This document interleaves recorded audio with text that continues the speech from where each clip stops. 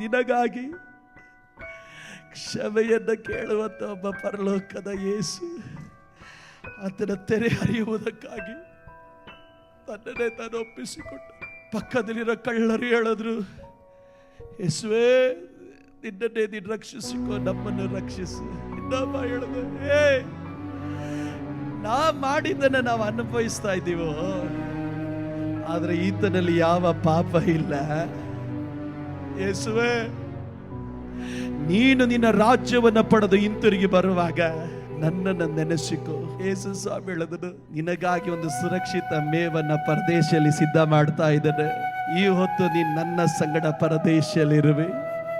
ಆ ಶಿಲುಬೆಯ ಮರಣ, ಆ ವೇದನೆ ನೆನೆಸಿಕೊಂಡಾಗ ಅಪ್ಪ, ವಾಕ್ಯದಲ್ಲಿ ಕೊಡಲ್ಪಟ್ಟಂತ, ಧರ್ಮಶಾಸ್ತ್ರದಲ್ಲಿ ಕೊಡಲ್ಪಟ್ಟಂತ ಶಾಪಗಳಿಂದ ನಮ್ಮನ್ನು ಬಿಡುಗಡೆ ಮಾಡುವುದಕ್ಕಾಗಿ ಯೇಸು ನಮಗಾಗಿ ಶಾಪವಾದಾಗ ತಂದೆಯಾದಂತ ದೇವರು ಕೈ ಬಿಟ್ಟನು.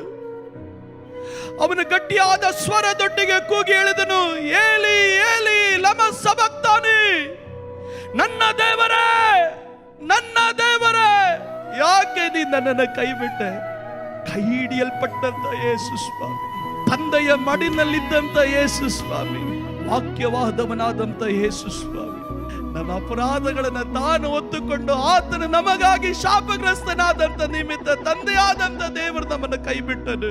ಅವನು ಕೂಗಿ ಹೇಳಿದನು, ಏಲಿ ಏಲಿ ಲಮ ಸಬಕ್ತಾನಿ, ನನ್ನ ತಂದೆಯೇ ನನ್ನ ದೇವರೇ ನನ್ನ ದೇವರೇ ಯಾಕೆ ನನ್ನನ್ನು ಕೈ ಬಿಟ್ಟೆ. ಕಾರಣ, ಈ ತೆರೆ ಒಳಗಡೆ ಹೋದವನ ಒಬ್ಬನು ಕೈ ಬಿಡಲ್ಪಡಬಾರದು, ಸುರಕ್ಷಿತವಾಗಿದ್ದು ಮೇವನ್ನು ಕಂಡುಕೊಳ್ಳಬೇಕು. ಯೇಸು ಆ ಶಿಲುಬೆಯ ಮರಣದಲ್ಲಿ ಗಟ್ಟಿಯಾಗಿ ಕೂಗಿ ಹೇಳ್ತನು, ಎಲ್ಲವೂ ನೆರವೇರಿತು. ನನಗೆರಡನೇ ಅವಕಾಶ ಬೇಕಾಗಿಲ್ಲ, ನಾನು ಎಲ್ಲವನ್ನ ಮಾಡಿ ಮುಗಿಸಿದ್ದೇನೆ. ಈ ತೆರೆ ಒಳಗಡೆ ಯಾರು ಬರ್ತಾರೋ ಅವನು ಸುರಕ್ಷಿತವಾಗಿದ್ದ ಮೇವನ್ನ ಕಂಡುಕೊಳ್ತಾನೆ.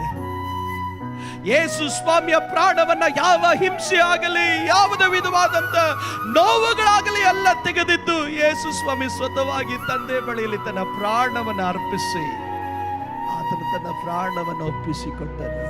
ಈ ಶಿಲುಬೆಯ ಸಂದೇಶ ನಿನಗೆ ಕೂಗಿ ಹೇಳೋದು, ಆತನ ತೆರೆ ಒಳಗಡೆ ನೀನು ಹೋದ್ರೆ ನೀನು ನಿನ್ನ ಕುಟುಂಬ ಸುರಕ್ಷಿತವಾಗಿರುತ್ತೆ. ನಿನಗಾಗಿ ದೇವರ ಮೇವನ್ನು ಸಿದ್ಧ ಮಾಡ್ತಾನೆ.